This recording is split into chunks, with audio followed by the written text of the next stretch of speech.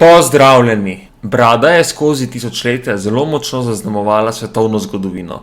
V Šparti so jo prestrašenim vojakom obrili in s tem ljudem pokazali, da so strahopetci. Egipčani so nosili umetne brade, saj so verjeli, da se bodo s tem približali bogovom. V 19. stoletju pa so zdravniki celo moškim svetovali, naj si puščajo rasti brado, ker bi preprečevala najrazličnejše bolezni. Britje strahopetcev. V antični Grčiji je bila brada skoraj obvezna. Vsi moški, ki so kaj dali nase, so jo imeli, saj so z njo dobili spoštovanje družbe. Brada je bila za njih pokazatelj inteligence in visokega družbenega statusa. Pri tem niso bili izjema niti špartanski vojaki, ki so imeli skrbno negovane brade, ki pa so jih pred bojem vedno pristrigli. Grško-rimski pisatelj Plutarh je citiral nekega Špartanca: "Brado si puščam rasti, zato da vidim rasti svoje sive dlake in lase, ter se s tem opomnim, da moram živeti dostojanstveno." Za Špartanca ni bilo nič bolj sramotnega kot to, da je med bitko pokazal strah. Strahopetci niso samo svoje soborce spravili v nevaren položaj, ampak so razočarali celotno družbo. Strahopetce so po bitki prisilili, da nosijo vpadljiva oblačila in si pobrijejo vsaj pol brade. Tako so vsi videli strahopetce. V izjemno militaristični družbi je bilo tako ponižanje veliko hujše od fizičnega kaznovanja. Družine pa so bile zaznamovane za več generacij, saj so hčerke težko našle partnerja. Prvi brivci. Prvo britje je zagotovo bilo zelo boleče. Na 30.000 let starih jamskih poslikavah vidimo moške z gladkimi obritimi obrazi. Antropologi sklepajo, da so za puljenje dlačic uporabljali kar školjke, ki so služile kot pincete. Brade so se znebili najverjetneje zaradi tega, da so se pozimi izognili ozeblinam. Najdbe iz tistega obdobja kažejo, da so moški za britje uporabljali ostre drobce kremena. Prvotni prebivalci Brazilije pa naj bi se brili kar s pomočjo zob morskega psa.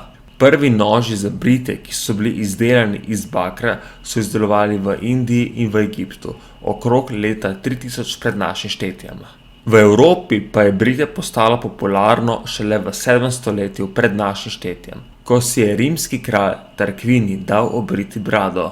Vojna zaradi brade.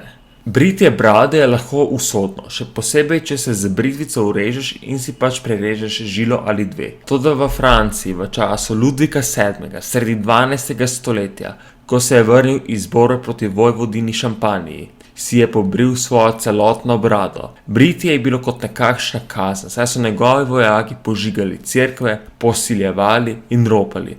Da bi pokazal svoje obžalovanje, se je pobril, da je izgledal kot nekakšen reven menih.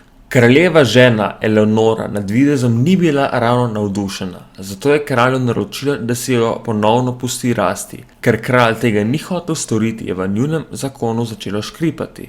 Kraljica Eleonora je zato odšla k Henriku II., ki je poleg nekdanje kraljeve žene zraven dobil še nekaj posesti v južni Franciji, zaradi česar se je začela vojna in 300-letni dolg spor, ki se je zaključil s 100-letno vojno. Egiptovske brade. Egipčani so vestno skrbeli za svoj urejen videz, higieno in lepoto. Poraščeno telo je pri njih veljalo za necivilizirano in živalsko, zato so se redno hodili briti. Seveda je bilo britje tudi pomembno v posmrtnem življenju. Med številnimi izkopavanji so arheologi odkrili grobove s priborom za britje. Faraoni, ki pa so kazali povezanost z bogovi, so nosili kovinske bradice, saj so s tem ljudem hoteli pokazati povezavo med njimi in bogovi. To kapico je nosila tudi vladarka Hatšepsut. Bradati fajmošter. Protestanti so med reformacijo storili vse, da bi jih lahko ločili od katolikov.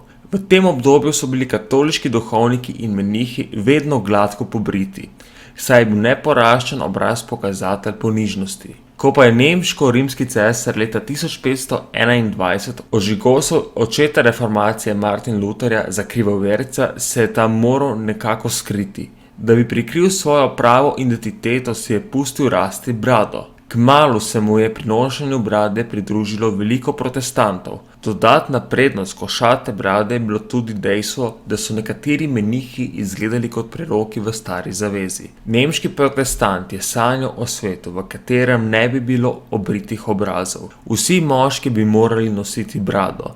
moške z gladkimi obrazi pa bi morali obsoditi in zažgati. Prvi predsednik z brado. Brada nekdanjega ameriškega predsednika Abrahama Lincolna sodi med najznamenitejše v zgodovini. A če ne bi bilo 11-letne deklice Grace Bedell, Lincoln mogoče ne bi postal 16. predsednik ZDA. Je dobil gladko obriti Lincoln pismo od Grace, ki ga je spodbujala, naj si pusti rasti brado. V pismu pa mu je napisala tole: ker je vaš obraz tako suh, boste videti veliko bolje z brado. Ta je všeč vsem ženskam, ki bodo svojemu že pregovorile najbolje o vas.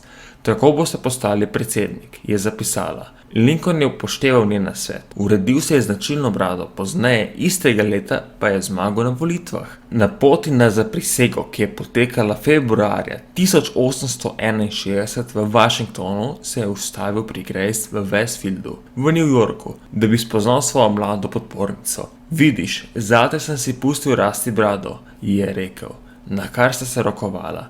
Lincoln je bil prvi ameriški neobriti predsednik in tudi naslednjih 7 predsednikov je imelo brado. Upam, da vam je bil današnji dokumentarec všeč. Če vam je bil všeč, pritisnite like in se naročite. Hvala in lep dan.